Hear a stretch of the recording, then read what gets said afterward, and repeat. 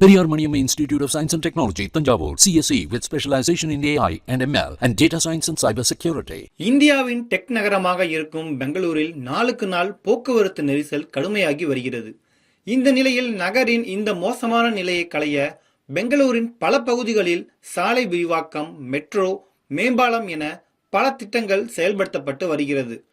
பெங்களூர் நகரின் போக்குவரத்து நெரிசலை குறைப்பதற்காக கர்நாடக மாநில அரசு பல்வேறு நடவடிக்கைகளை எடுத்து வரும் பணிகளில் ஒரு பகுதியாக பெங்களூருவில் முதல் 2 அடுக்கு மேம்பாலம், அதாவது டபுள் டக்கர் ஃப்ளைஓவர் அமைக்கும் பணி பல்வேறு தாமதங்களுக்கு பிறகு நிறைவு பெற்றுள்ளது. Bengaluru metro rail corporation limited இது தொடர்பாக வெளியிட்டுள்ள அறிவிப்பில் முதல் கட்டமாக 3.3 கிலோமீட்டர் தொலைவிலான 2 அடுக்கு மேம்பால பணிகள் நிறைவடைந்து இருப்பதாக குறிப்பிட்டுள்ளது. அதாவது பெங்களூரின் மிக முக்கிய பகுதியாக இருக்கும் ராகிகுட்டா முதல் சென்ட்ரல் சில்க் போர்டு வரை 2 அடுக்கு மேம்பால பணி நிறைவு பெற்றுள்ளது. இந்த பாதையில்தான் மெட்ரோவின் மஞ்சள் லைன் செல்கிறது. இந்த 2 அடுக்கு மேம்பாலத்தில் தற்போது பரிசோதனைகள் நடைபெற்று வருவதாகவும், ஜூன் 15ஆம் தேதிக்கு பிறகு வாகன ஓட்டிகள் இதனை பயன்படுத்திக் கொள்ள முடியும் என்றும் தெரிவிக்கப்பட்டுள்ளது.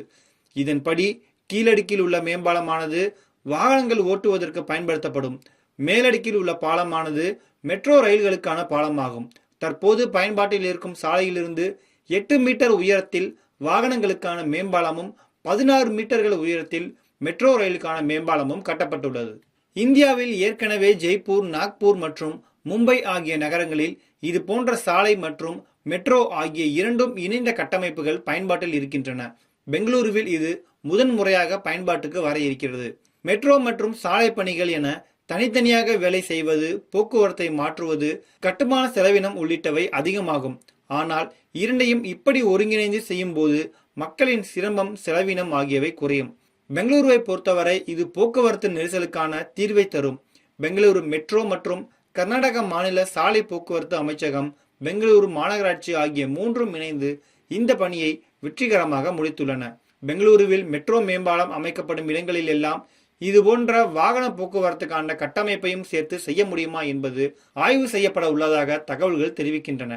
இந்த புதிய மேம்பாலம் சென்ட்ரல் சில்க் போர்டு வரையிலான சிக்னல் ஃப்ரீ காரிடாக இருக்கிறது.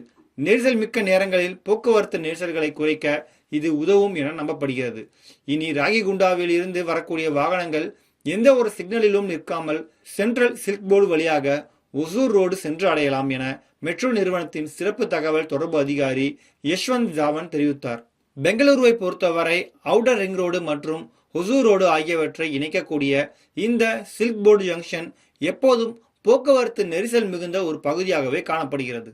Periyar Maniamma Institute of Science and Technology, Tanjavur, CSE with specialization in AI and ML and data science and cyber security.